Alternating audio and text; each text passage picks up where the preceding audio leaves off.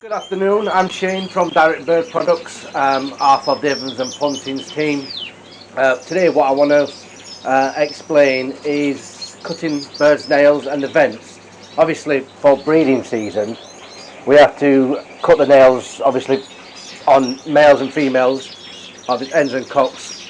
The hens, reason being, they go into their nest, they can crack their eggs very easily. I've had it in the past before and I've just neglected to cut them short enough.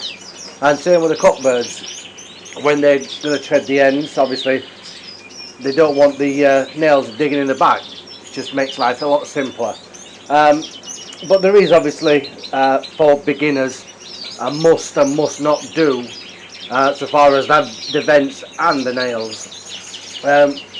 We'll start with the nails. Firstly, I was speaking to a lady the other day, Claire Ware. She lives local to me. She phoned me up some advice and just offered the best advice that I know. I don't claim to know everything about birds, never have and never will do, because I'm still learning after all these years. But she sent me a video also on trimming budgies toenails, which I am going to include in this because it's a brilliant example, and I'm glad obviously other people are offering their information also. But obviously I'm going to show you slightly the same procedure, but what type of scissors I use.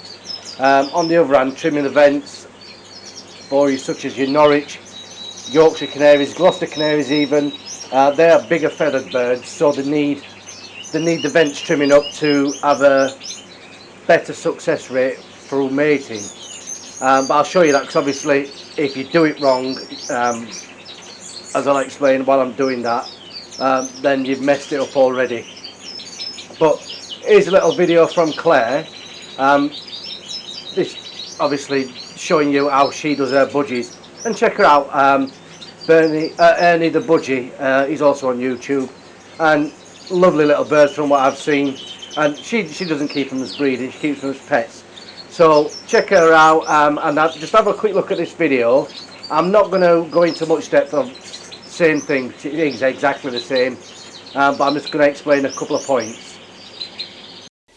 Cutting a budgie's toenails is never an easy job at the best of times. They wriggle and they move a lot. Make sure that the budgie is safe and happy and content. Doris makes a lot of noise, but she's not biting me, and she's had it done lots of times before. I give her a treat once I've finished. The main thing is don't cut too low. That's the most important thing because the budgie has a blood supply through the nail. A picture will come up shortly. You can see the blood supply that goes through the nail, so you want to trim just underneath that blood supply. If it does bleed, don't panic.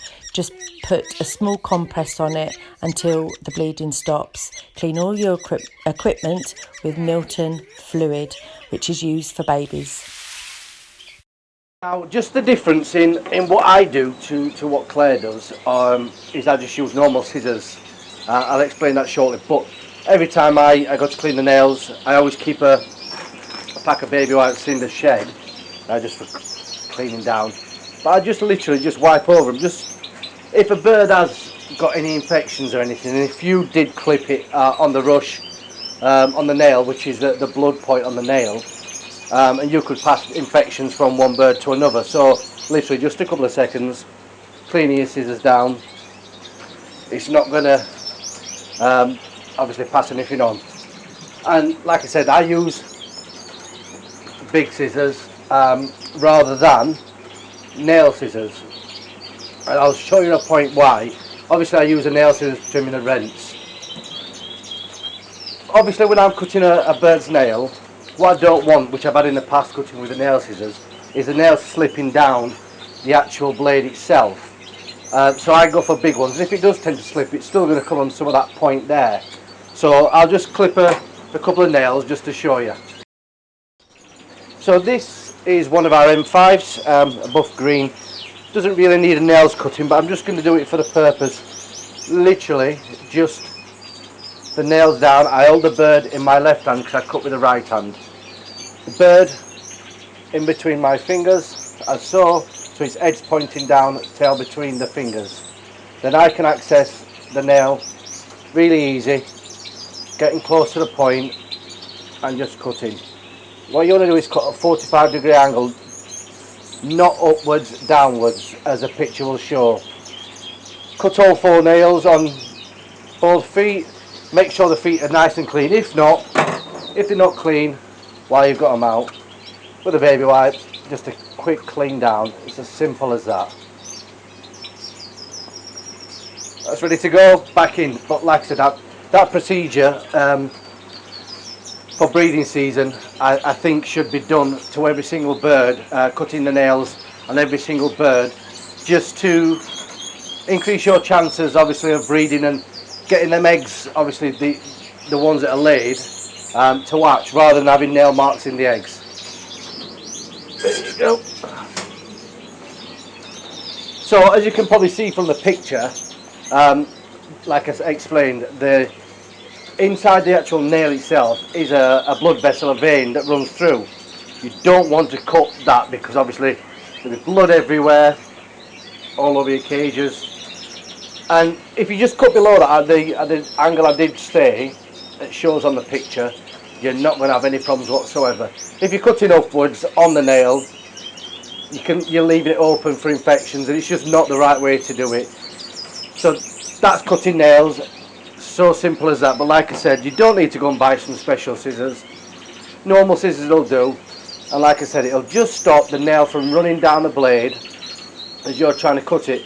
As you're trying to cut it, it does tend to run down on the smaller ones.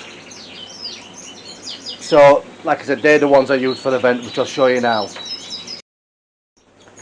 This is one of the Yorkie crosses, one of the white ones. It's actually paired to the crossbill. As you can probably see, I've cut the tail. I do the same with the Norwich. Cut the tail in half. If you turn it upside down again, same thing, holding the bird with the tail up. Make sure the legs are tucked forward, and use them protected with your thumb there. At least that way you're not going to cut any of them. And just blow, and on obviously the birds, you don't want to cut the feeler feathers off, which are the longer feathers around the cloak are there. What you want to do is obviously cut the feathers around there. That way, obviously the bigger feather birds, you've got more chance of obviously the male fertilising the female. Like I said, it's so simple if you know how, but if you don't know how, it's a minefield.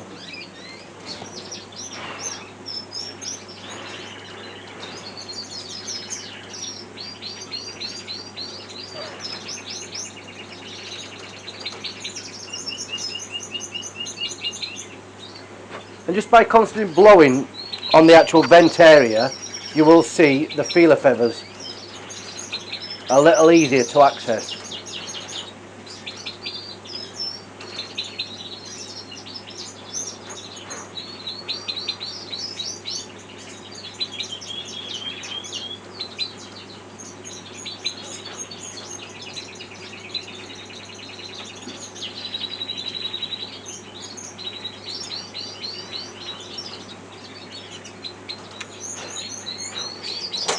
Now I don't go too drastic in cutting right down to the actual skin. I just don't feel the need to. I mean, especially with this type of bird, they're not as thick feathered as what the Norwich are, and that'll suffice. I mean, the M bird will lose some of the feathers underneath the vent anyway, and that aids incubating the eggs. So that's as far as I would go for now. And there is obviously other videos if you are interested in obviously your Norwich side of things, to trim them back even further. There is plenty of videos on YouTube without me going into too much detail with that, but it is as simple as that. Doesn't harm the bird, but like I said, make sure you do not cut the feeler feathers off, and that is these longer feathers that is there. You will see it in the picture. Also, I'm going to put 2 pictures of comparison up with the male cockbird, the female the M bird, telling the actual the vents. So obviously, when the breeding birds are in breeding condition, you can actually vent sex them by blowing up, and you'd be able to see the male, the cloaca, would actually stick out, whereas the female, the hen bird, is rounded, so it doesn't, and you'll see that in the picture. People claim to be able to sex them all year round by doing it like this, but it's absolutely nonsense. You can't. If the bird's not in breeding condition, you won't be able to vent sex them. It's as simple as that.